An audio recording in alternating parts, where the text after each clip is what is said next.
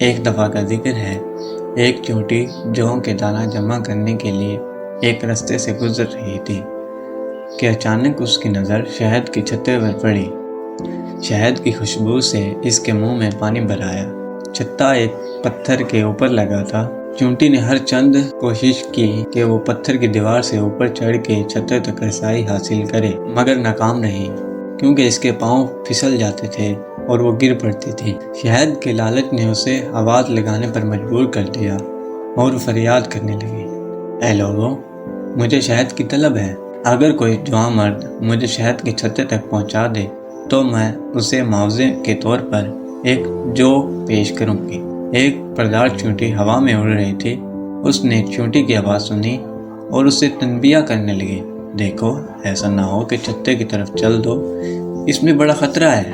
چونٹی بولی، فکر نہ کرو، مجھے پتہ ہے کہ مجھے کیا کرنا ہے۔ پردار بولی، وہاں شہد کی مکھیاں ہیں جن کے ڈنک ہیں۔ چونٹی بولی، میں شہد کی مکھیوں سے نہیں ڈرتی، مجھے شہد چاہیے۔ پردار بولی، شہد چپکاؤ ہے، تمہارے ہاتھ پاؤں اس میں الجھ جائیں گے۔ چونٹی بولی، اگر یوں ہی ہاتھ پاؤں چپک جایا کرتے تو کوئی شہد نہ کھا پاتا۔ پردار بولی، تم بہتر جانتی ہو، لیکن آؤ میری بات سنو اور شہد کا خیال چھوڑو۔ میں پردار ہوں، سال خوردہ ہوں اور تجربہ رکھتی ہوں۔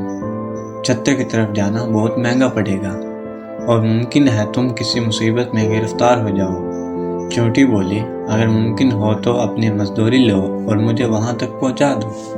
اگر تم ایسا کرنے سے قاصر ہو تو زیادہ جوش نہ دکھاؤ، مجھے کسی سرپرست کی ضرورت نہیں، اور جو نصیحت کرتا ہے مجھے ایک آنکھ نہیں بھاتا۔ پردار بولی، ممکن ہے کوئی ایسا نکل آئے جو تمہیں وہاں تک پہنچا دے، لیکن اس میں کوئی بلائی نظر نہیں آتی، اور جس کا کام اچھا نہ ہو میں اس میں معاونت نہیں کرتی۔ چونٹی بولی، خواہ مخواہ خود کو خستہ نہ کرو، میں تو آج ہر قیمت پر چھتے تک پہنچوں گی۔ پردار نے اپنی راہ لی۔ چونٹی نے دوبارہ آواز لگائی، کوئی ہے جو امر جو مجھے شہد کی چھتے تک پہنچا دے اور معاوضے میں ایک جو مجھ سے وصول کر لے۔ اچانک ایک مکھی کا وہاں سے گزر ہوا۔ اس نے کہا، بیچاری چونٹی، تمہیں شہد کی طلب ہے اور تمہیں اس کا حق ہے، میں تمہاری آرزو بر لاتی ہوں۔ چونٹی بولی، اللہ برکت دے، خدا تمہاری عمر دراز کرے، تمہیں کہتے ہیں خیر خواہ جانور۔ مکھی نے چونٹی کو زمین سے اٹھایا اور اسے چھتے کے قریب بٹھا کر خود اڑ گئی۔ چونٹی حد درجہ مسرور تھی، کہنے لگی، واہ واہ، کیسی سعادت ہے، کیسا چھتا ہے، کیسی اچھی بو ہے، کیسا عمدہ شہد ہے، کیا مزہ ہے اس میں، اس سے بڑھ کر اور کیا خوش قسمتی ہو سکتی ہے۔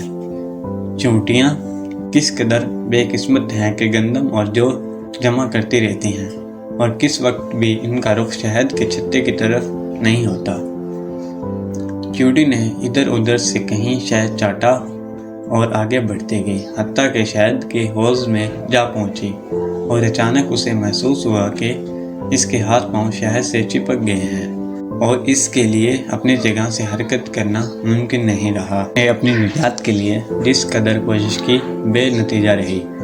تب اس نے فریاد کی، عجب طرح پکڑی گئی ہوں، اس سے بڑھ کر کیا اور کم بختی ہوگی۔ اے لوگو، مجھے نجات دلاؤ، کوئی جوان مرد مجھے نجات دلاؤ، کوئی جوان مرد مجھے اس چھتے سے باہر نکال لائے اور میں اسے 2 جو انعام میں پیش کروں۔ پیشکش پہلے تھی ایک جو کی، 100 اب 2 کی ہے، اس جہنم سے نکلنے کی یہی سوچی ہے۔ عین اسی وقت پر پردار چونٹی اپنے سفر سے واپس آ رہی تھی۔ اسے اس حال میں دیکھ کر پردار کو بہت دکھ ہوا اور اس نے فوراً اس کو مصیبت سے نکالا۔ پھر بولی، میں تمہیں سرزنش نہیں کرنا چاہتی، لیکن اتنی بات ضرور کہوں گی کہ زیادہ لالچ گرفتاری کا سبب بن جاتا ہے۔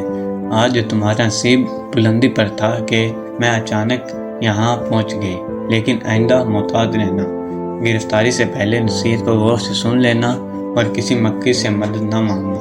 مکھی چونٹی کی ہمدرد نہیں، اور اس کے لیے چونٹی کا خیر خواہ ہونا بھی ممکن کہاں ہے۔